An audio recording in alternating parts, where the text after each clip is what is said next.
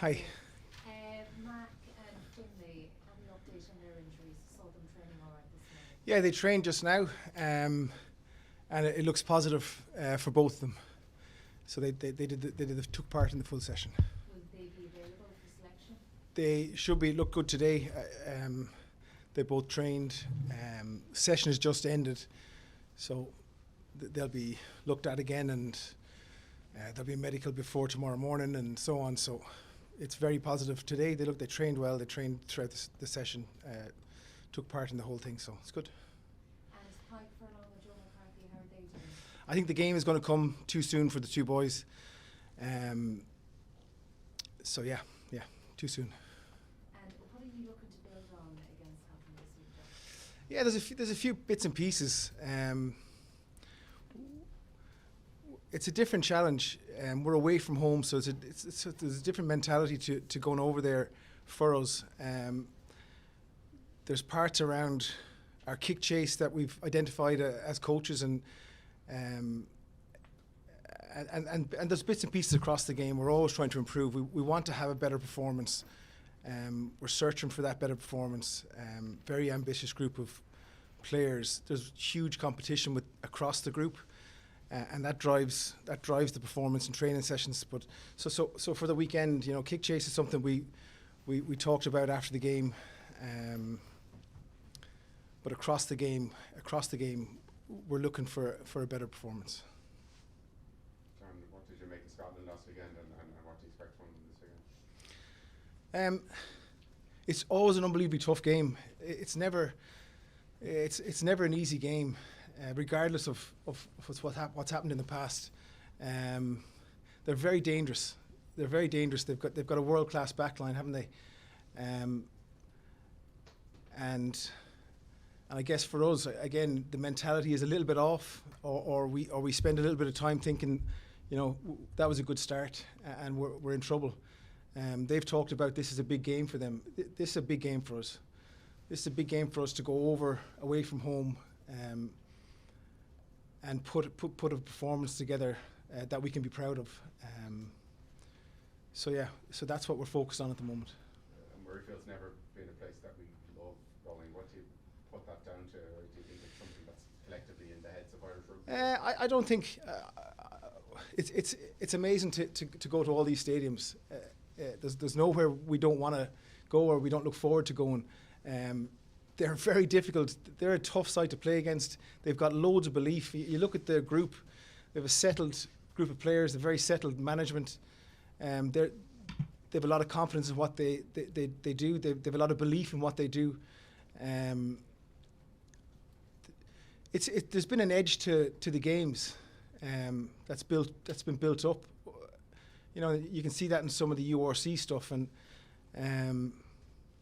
so there's always a little edge to what happens over there as well, which is great. I mean, it's exciting to be heading into this game now. Nothing else is on our mind but putting together a plan that we think will work and putting it on the field.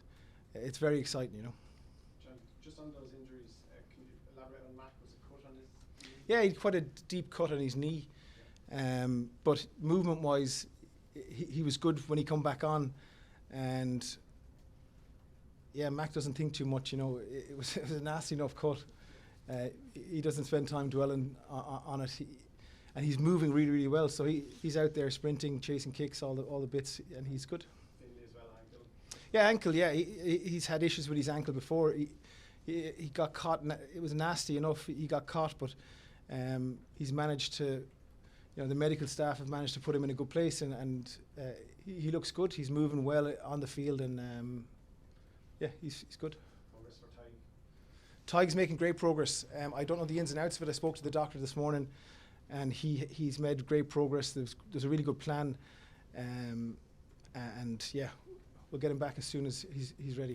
Joe, just run out of time on the 12th day. Exactly. Yeah.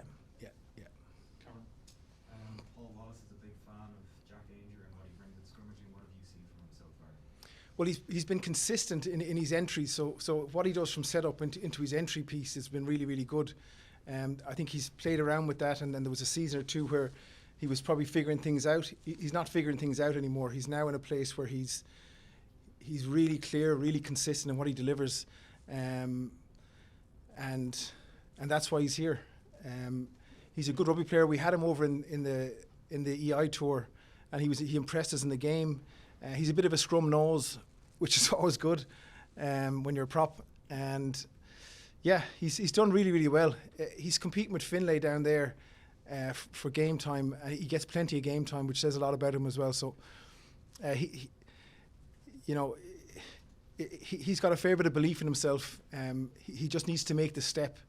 And that's the final piece I see for him. He needs to make the step now that he's an international player and that he belongs here. And that's important that he makes that step forward, because he's got all the bits. He's got all the bits. 125, 127 kg tight head, who's very consistent in what he does. He's a good operator. I know you spoke about areas that you want to improve over the next couple of weeks going into this weekend's game, but given how much pressure and attention was on the line-out going into this window, the fact that I think it was the most successful line-out Yeah, in the Six Nations, that must be quite the vindication. It's good. It's good. Ireland traditionally have a very good lineup. We've got some brilliant coaches. You think about coaches across the provinces. We've got some great coaches. There's some great line-out operators in there, callers, etc. So yeah, we're in a good place with it.